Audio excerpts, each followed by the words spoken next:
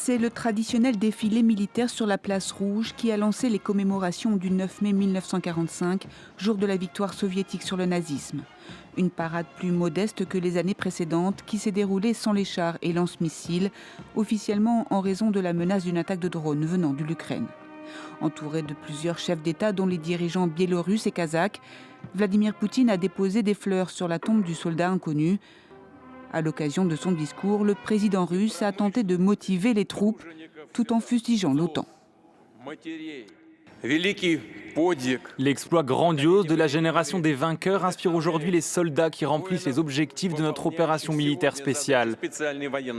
Ils font face à une force agressive, armée et soutenue par l'ensemble du bloc de l'OTAN.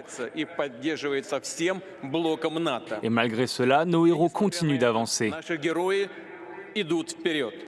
Alors que les forces russes ont perdu du terrain ces dernières semaines, notamment à l'est de l'Ukraine, ces commémorations sont une nouvelle fois l'occasion pour Vladimir Poutine, au pouvoir depuis 26 ans, de tenter de rallier la population derrière la guerre qu'il mène depuis plus de 4 ans.